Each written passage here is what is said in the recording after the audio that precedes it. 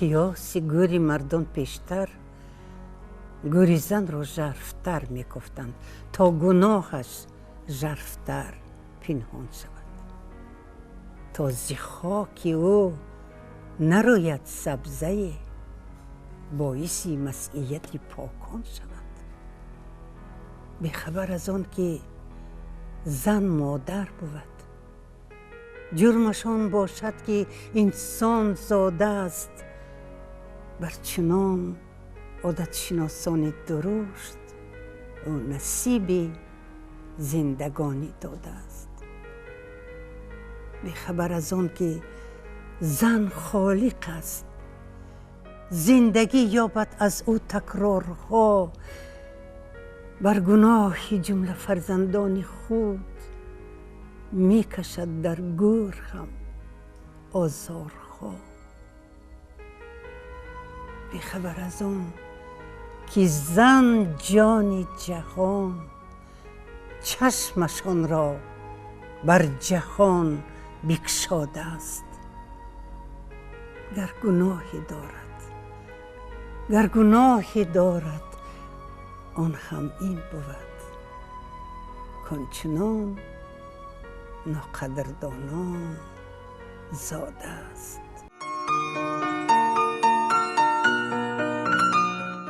بیننده های عزیز، یادآور می شویم که مهمان امروزه برنامه ما بانوی سراپا هنر، بانوی عزیز دل و دیده ها، ستاره صحنه تئاتر و سینما، هنرپیشه خلقی تاجیکستان مریم ایسایeva. معلمای عزیز، شما رو به برنامه عالیه خوش آمدید میگویم. تشکر زیاد که آمدید، دعوت ما رو پذیرفتید.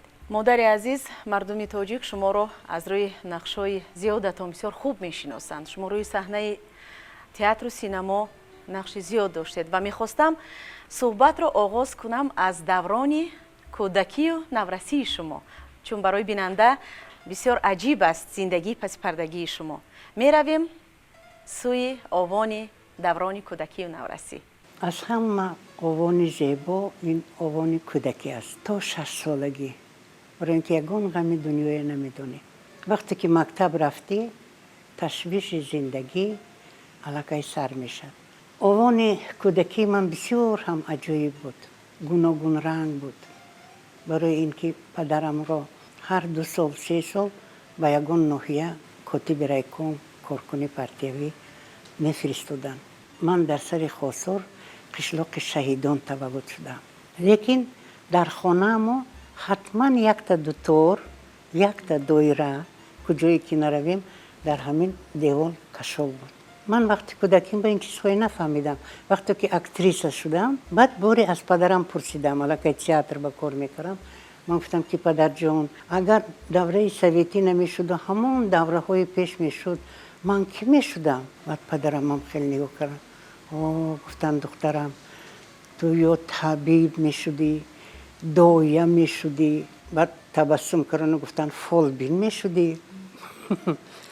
منم خندیدم و زیرم خندم آمد شده. بعد گفتم برای چی؟ برای اینکه گفتن پشت ما ان همین یک چیزی معجزه دارد. همین خیلی مومو کلونات همشون از دستشون دویگی بینید و تبابت کردن. همین خیلی چیزها. پدرم پگویی ساعتی 4 میخستن و در دست روش نمیشتن. بعد تا مادرم چای و خوراک تیار کرده آوردنشون، پدرم این 2 تا را گرفته می نواختن. بعد سالها گذشت و اکتریس شدم. بعد فهمیدم که 6 مقام می نواختیم پدرم. این 6 مقام هم عصب آرام می کند، هم من این عضوهای دست، تمام عضو بدن، تمام خیال، این هم یک نمود طبابت است. و این چنین دایره بود که خانه ما به مهمان می اومد، اپاهایم دایره می نواختن، سرود می خواندن و ما گفتن ممکن است تئاتر خانگی داشتیم. همه خرسند میکردیم که می اومد اپاهام یک تاش رقص میکرد، دیگرش سرود میخوند، بعد دیگرهایم با رقص و بازی، یعنی که هم خیلی خرسندی میگذراندیم. چند نفر فرزند بوده در عائله؟ ما جمع 10 فرزند بودگی. مادرم هر 2 سال یک فرزند تولد میکردگی، دختر پسر، دختر پسر. همه خیلی شدگی که پسران نموندگی، عمرشان کوتاه بود است، روحشان شاد بود. و ما 5 دختر موندیم. 5 دختر و بعضی هم میگفتن که اکای سوی و فهمین دختراتون بسیار دارم خیلی. مادری عزیز، شما گفتید که در خانوادهتان دختران زیاد بودن. پدر از این افتخار میکردن؟ پدرم جایش میمد میگفتن که من یک تاری موی دخترم رو به 100 تا پسر آلیش نمیکنم. اما خیلی افتخار داشتم پدر مادر. من اوشی توپای نقض میدیدم، بعد اون طبقه چوبین با اوشی توپای اوچم پخته می آوردن. خیلی بعد من با اکنون وای کرده اون وقت قاشق نای نه در همه خانه بود. من بعد قاشق نای آورده میدادم. بعد من نه من این قاشق خوراک نمیخورم، من با قاشق نیل درازی چوبی بیاریتون. بعد مادر کلانم میگفت که آخر وای میرزانی تو همین قاشق کتی. بعد بابام میگفت که گفتی مایرم جان اجرا کردن در کار. قاشق درازی نول درازی چوبی هیچ از یادم نه. ارکه خاندان بوده؟ ارکه خاندان؟ بله ارکه بودم، چون که بیش از من چند فرزند نایستادگی، بعد من بعد فرزندو استادگی. بعد من سایرم جان، سبا منصور جان، انم خیلی فرزندو موندگی. کدام گفته های پدر رو در خاطر دارید؟ از مادر کدام نصیحت رو؟ مادرم خوراک میپختن سحر کت خسته، لکه دو نمود خوراک اون کس تیار بود برای پدرم. بعد وقتی که خوراک میکشیدم من هیچ فراموش نمیکنم.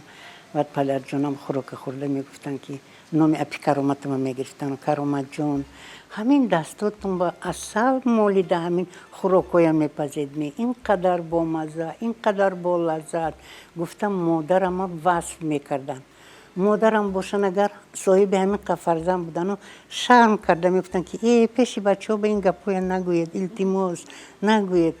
بابام از طرف الیک باشی بودگی اسفرابه. بعد یکم کن میلیتسیسکی شدگی اسفرابه. پدرم همونجا میلیتسی با کار بدرامدگی. از بس که بسیار جوانی جسور و دلیر و هم خیلی بودگی. از اسفرا خوجان میبیارن، از خوجان اینجا مکتب پارتیوی با وشه پارسکوله میگفتن خواندن با اینجا میفرستانن. همین کتی پدرم به دیگر اجازت نشده ای که طرف شمال روان، فقط همین جنوب میگشتن و کدوم ناحیه‌ای که قفا مونده باشد همون ناحیه به پدرم میفرستادن، برای اینکه 1 سال یا 2 سال و این ناحیه پیشرو میشد. وقتی که درباره من فیلم نوار گرفتن و من همین سری خواستار رفتم، گفتم که با من یابید اون شخصی رو که همون سالها پدرم میشناخت. پس یک کسی یافتن که یک تا پسرشون گنرال بود است، دیگر پسرشون هم حربی. همون وقت کارکنی کمسمال بودگی وای جوان. بعد وقتی که پدرم اونجا کار به تعیین میشن میبینید که بچه بسیار هم زیرک. بعد میگن که بیا تو همین اقتصادیات یادگیر.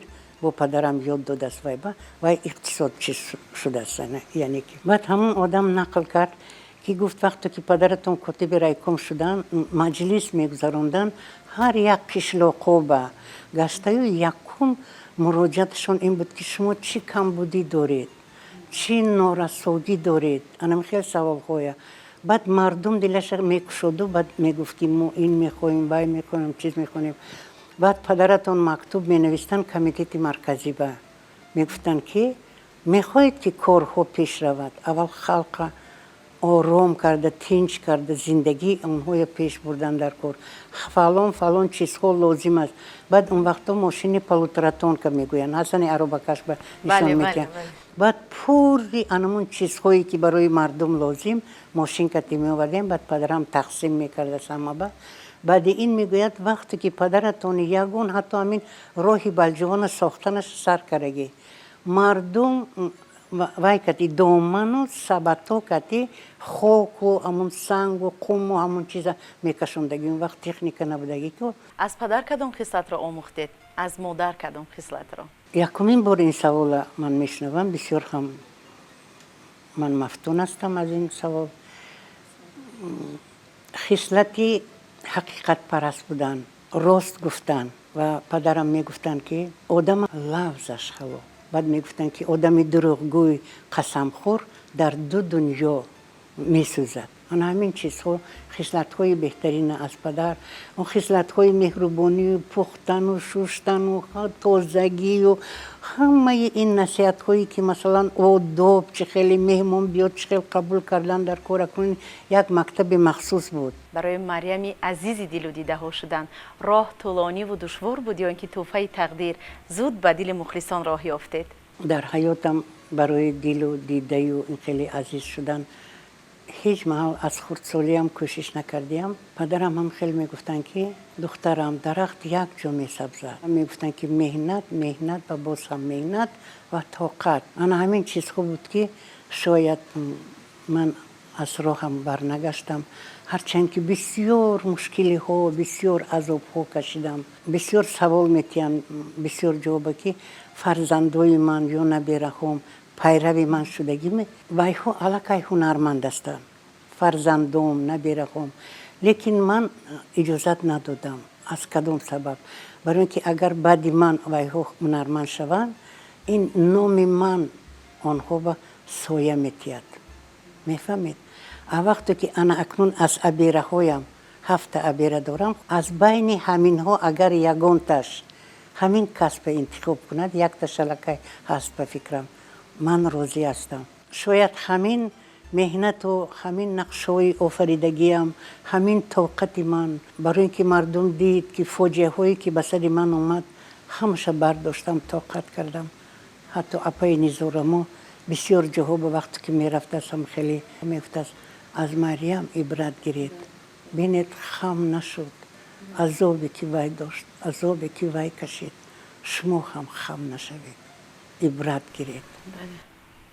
در واقع شما بانوی هستید، مادری هستید که نمونه عبرت هستید. مردم تاجیک شما رو بیشتر در نقش مادر خوب پذیرفتند، آنقدر خوب و نزدیک پذیرفتند که فکر میکنند که یک نفری یک خویش و اقربایشان باشه. در سیمای شما سیمای مادر خود را دیدم و یک نویل ارمان مادر در تلویزیون پخش میشد. در آنجا شما نقش کلیدی را، نقش مادر را میبازیدید و آنچنان به دل مردم راه یافتید، مردم فکر کردند که این واقعی است.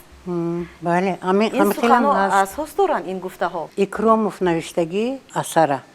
اون وقت سروریم یک تا تلویزیون بود، رقم 1 و همین نقش ساجد غلامووا به من سپاریدن. کدام نقشه که من نآفرم، چی در صحنه، چی در کینو، چی در تلویزیون، کجایی نباشد، من فکرام میگویم، تکلیف هایم میگویم. اگر وی رژیسور راضی شود من بعد عمل به میدرایم. بعد از سر و لباس سر کرده، راستی گپ من تمام لباس های مادر و مادر کلانم استفاده بردگی. اون وقت مادر کلانم نه، مادر جانم هنوز زنده بودن. همه فیلم ها هنوز که یگان میشد که خودم اگر دیدم زور گیده میکنم لباس های مادرم. وقتی که لیل نوباد رفتیم اونجا اکنون زن ها معرکه میشد، اینجا واخوری جیغ میزنن، اینجا با یگان معرکه های دیگر به دعوت. بعد همونجا سخن های شنویدم که گفتن های میرم جون، وای روی مال حریر از کجا یافتید شما؟ و یک نمولک هم خیلی پرتفتگی بله. پیشونه بنده نمولک همون با ویان نامش میدونستین. شما از کجا وی یافتید؟ وی نمولچه ها در صندوق مادرون ما هم بود، دیگر هیچ چیز لازم نیست. بینید که این تماشابین ما حال تماشابین ما یک قدر کرده بهای بلند ندادیم. من ان همین بهای امروز گفته ایستادم، شاید بار اول باشد که آنها زرشناسن، ان همین نازکی، ان همین چیز ویها فهمیدیم. بعد وقتی که مادر خواهش میکند که ویم گرفته برند و بعد ماشین به میشیند، کیلین و پسرم رفتنی، انمون چیزای من خودم ایجاد کردم. از پس ماشین دویدن، همون توگونچه مادر کلانم همون کلان سال بدن و با یگان جا روان وقت کنیستم که یا در یک نمولچه میگرفتن و هرچی انداخته توگونچه کرده اینجا دستشون با کشال میکنن، این دستشون با از ساکت این خیلی میگشتن. من نقشوی اکثر نقشم مادر کلانم بخشیدگی مادرم با اپم با خالم با همسایه هم با آنهایی که میشناسم. چون شما در دهات تولد شده و زندگی کردید با کارهای خواجگی نیز مشغول می شدید؟ زمان ما دیگر بود. من مثلا همون کفش 3 تا چوب دارد که آثارخانه با کفش چوبین پوشیدگی من سر خسار با پوچکم مایده بود و همون کفش پوشیده همون لویو با درماندگی یا که برفای زمستونی که برف تو میانه بود چگینه به سوار شدگی موزه به چگینه هست دیگر روز موزه به میبینن این چیزا اما انوای اوسیوبی که نشون میتین کو انمون گندم برده پدرم جنگ بود مادرم گندم یا جگوری می بچم رفتن اول به مستودیم بعد خودی من همین ارد کردگی 1-4 سال پیش وقتی که بلجوان رفتیم با یک هیئت مخصوص باید که روز وحدت رو میگذراندیم وقتی که من به سر خسار اومدم اینقدر مرا پذیرفتن اینقدر مردم از همه کنار جمع اومده بود گویا که زمین کفیده است و مردم از همین روی زمین بر اومده است من خیلی شاد گشتم همراه خودم شاگردم صبر نیسو سبزلی و بابا جان همراه هم بردگی بودم و همون خانه که من تولد شدم آثارخانه قسمش کتابخانه ساخته شده است من 1000 کتاب بردم برای اینترنت 7 نمود اسباب‌های موسیقی بردم و دیگر اشیاءهایی بود که من تقدیم کردم هر باری که من روم مگر یک چیز تقدیم میکنم اول من در حیرت موندم که چرا ماست در همین خانه‌ای که من تولد شدم یعنی که حولی ما زادگاهی من است همینجا ساختن زیق شدم بعد وقتی که شب شد نیمه شب برآمدم و ستاره های دیدم در آسمان عالم افسانه‌ای من گفتم این رو بینید که چی رمزی باشد که همون جایی که من تولد شدم هم کتابخانه هم آثارخانه در آنجا و خیلی شاد بودم از دوستان دوگانه هایتان و سفرهای هنریتان چی خاطره دارید؟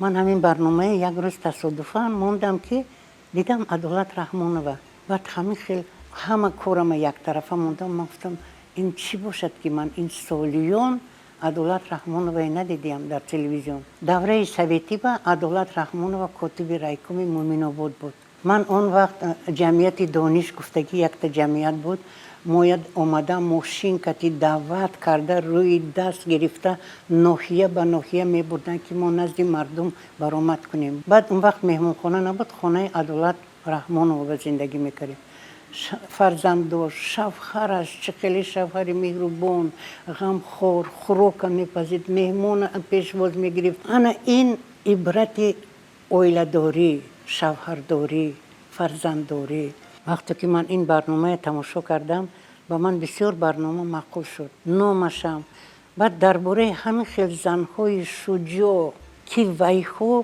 هم در از خودیشان تربیت یافتگی هم خودشان تربیت دهنده می باشند عبرت می باشند کلانسالای مهنت کردگی های اینهای نمونه کردن در کار تا که جوانا بینند و پیرو شوند عبرت شوند انا این است تربیت با عنوانی که همکنون اویله برپا میکنند چی گفتنی دارید چی نصیحت ها میکنید برای تربیت فرزند میخواستیم اندیشه شما رو دانسته باشه هر یک زمانه یک زمینه خودش دارد جوان پسرای دخترای شوهر میتین بچه های زن میتین و یا خیلی خواندن بود نکردین مثلا دوره سویتی به هم خیلی بود که تو عسکری بود نکنی مثلا خواستگاری به میگفتن بچه تون خدمت کردگی می بعد میگفتن نه این خیلی باشد ما دخترم ما نمیتونیم دادم بچه‌تون باید خدمت کند ببینید چه خیلی خوبی این به آخر است نیکی هم به آخر است که انسان چو انسان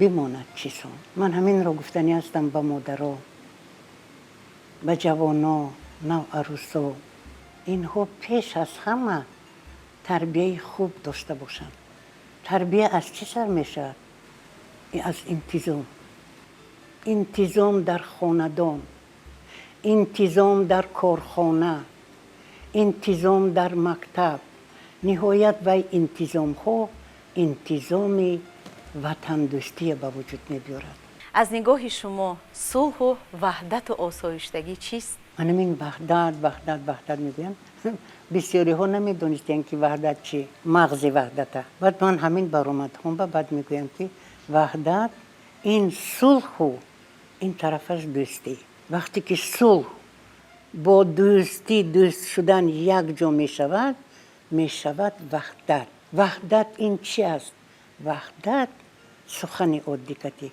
یک دیگر فهمی من حاضر ما صحبت کرده ایستادیم یک دیگر را فهمیده ایستادیم شما من به زنجیر میپرتاید من زنجیر میقپم با شما به زنجیر میتیم انا همین وقتی که یک دیگر را دوست میداری احترام میکنی صحبت میکنی یک دیگر را میفهم وصف وطن مادر از نگاه مریم ایسایی‌وه. بیایید همه ما وحدت میشیم دستی به دست میگیریم و همین فرزندانمون نبیره همه تربیه میکنیم یکم زبان مادری برای چی مادری از مادر همه چیز رو آموخته ایم به مادران احسن به این دولتی که ما خوشبختانه زندگی داریم آسودگی تینجی وقتی که من نگاه میکنم که در دنیا در افریقا در دیگر مملکت ها نان خوردن نیست آب سیری نیست من هزار بار شکر میگویم این از شعار ما دوست داشتن وطن از خاندان از یک دیگر از همون مهر خاندار بعد میرود کارخانه به این مهر بعد دولت داری و بعد دیگر انا این است دوست داشتن وطن این بسیار چیزی مقدس است سلامت باشید مادر عزیز با چند نسل هنرمندان توجی کار کردید این 5 6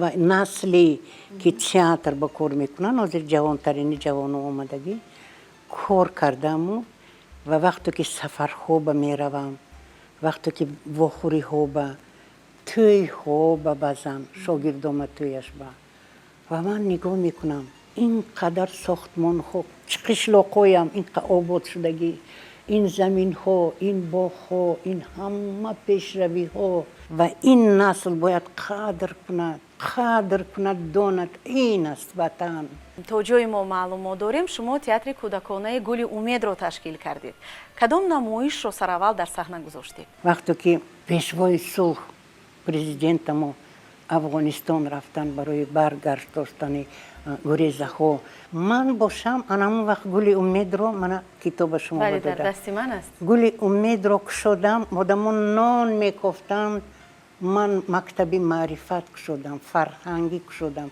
تئاتر کودکان کشیدم تعریف نه آدمو در حیرت ماندگی بودن و من اثری نوشتم که نامش مادر کلان و نبیره های او من این اثر نوشتم و 1 ساعت و 10 دقیقه در تئاتر لاهوتی فراموش نمیکنم 17 نوامبر ما همین نمایش نشان دادیم تالار پر از تماشا من پدرم 16 چسلا خاک بسپاریدم و 17 لباسای هم خیلی محتم کردی صحنه برآمدم کودکای نمایش نشان دادن همه از جا خسته کفکوبی کردن رئیس همون وقته اسماعیل سامانی مکافات بلندترین داده بودن ما به گل امید بچه های گل امید این فرهنگ این تئاتر است این تربیه است از 100 بار گفتن 1 بار نشان دادن در کار است مادر عزیز شما 65 سال روی صحنه نقش آفرینی کردید باوریم نمیاد خودم با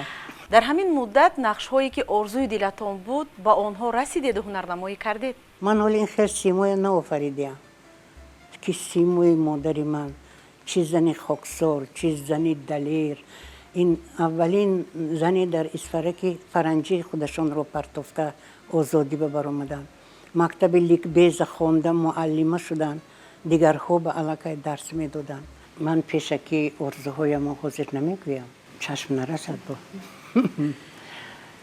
لیکن میخواهم همین مادری همین زمان خیلی که من سخن کردم مسئله تربیه مادری که علاقه عشق نمیریزد مادری که وای در حیات فرزندان در حیات نبیرگان وای مثل مجسمه است همه از وای میخواد تربیه گیرد با اجازت شما میخواستم یک مصرع شعری خوانده باشم در وصف شما نوشتند شاعر حسن خالزاده درباره مادر بله نقش مادر به مریم ایسایی‌وه مادری تاجیک مریم مادر است قلبی پرشورش به دنیا سرور است مادری مشفیق مریم مادر است مادری خوشگهوری تاجی سر است نقش مادرهای دنیا آفرد زین شکوه مادری را پرورد نقش مادر نقش پرشور است و شور، آدمی را گنج پرنور است و نور.